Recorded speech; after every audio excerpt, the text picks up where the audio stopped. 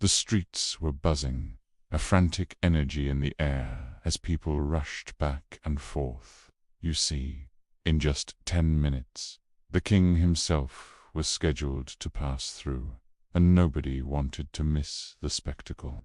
But amidst the excitement, a sinister plot was unfolding. A man named Raju had his orders to release 2 deadly Sydney funnel web spiders into King Boji's carriage. Now, King Boji was a complicated figure. The older citizens weren't exactly his biggest fans. He had recently slashed their pensions, a move that caused widespread resentment. But the younger generation, they absolutely adored him. He'd ordered television stations to air Disney cartoons 3 times a day. He filled schools with the latest and greatest toy. And he issued a very peculiar decree. No teacher was allowed to ask any student any questions about the legendary boxer, Muhammad Ali, specifically about the fights he lost. These strange instructions didn't sit well with the school heads. Naturally, they called for a meeting to discuss the king's bizarre new policies. The location for this meeting, Timbuktu.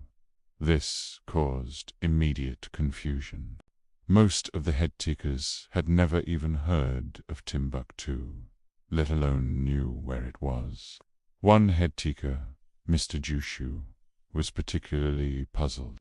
He sat in his office, staring at a large world globe, trying to pinpoint this mysterious city. Realizing he was out of his depth, he did what any smart teacher would do. He called for his most brilliant student, Tim, an 8-year-old boy, and his inseparable companion Zip were in the middle of math class. Zip wasn't your average friend. He was a highly intelligent drone who could speak, understand human language, and think for himself. They were deep in a discussion about the history of calculators.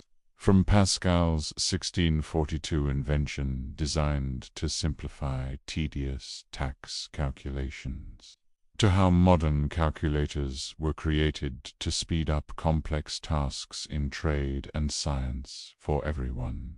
Suddenly, they were summoned to Mr. Jushu's office. When they arrived, they found their head teacher hunched over the globe, looking completely lost. Seeing his predicament, Tim and Zip shared a small, knowing smile. "No big deal, Mr. Jushu," Tim said calmly.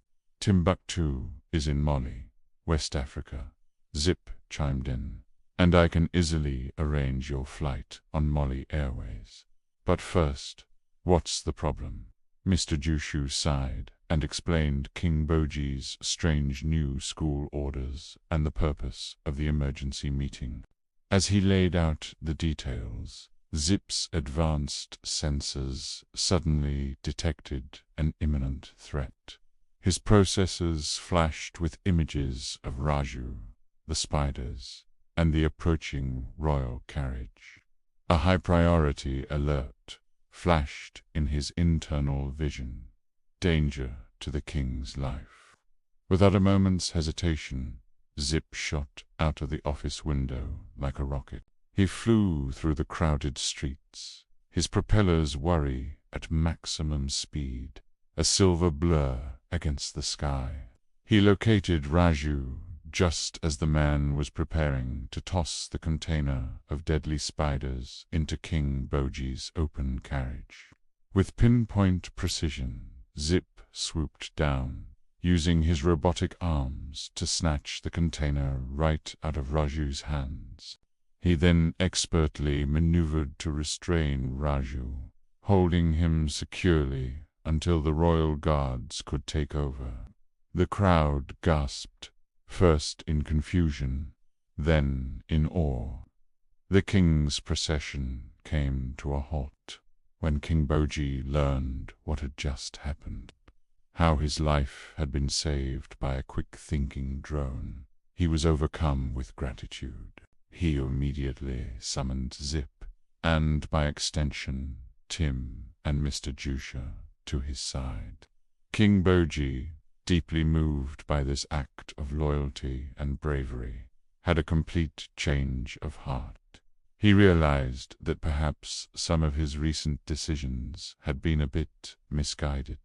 He declared on the spot that all of his strange school orders were immediately cancelled. Teachers could once again teach history freely, and the focus would return to proper education. But he didn't stop there. He announced a full restoration and increase of the pensions for the older citizens, earning a massive cheer from the crowd. The entire kingdom celebrated. The man who was once despised by half the population was now being hailed as a wise and benevolent ruler, all thanks to the intervention of a boy and his drone. News of the heroic duo spread like wildfire. Everyone praised Tim and Zip for their courage and intelligence. They weren't just heroes. They had brought the kingdom together. As for Tim and Zip, they were just happy they could help. For them, using their unique abilities to assist those in need and make the world a better, safer place was the greatest reward of all.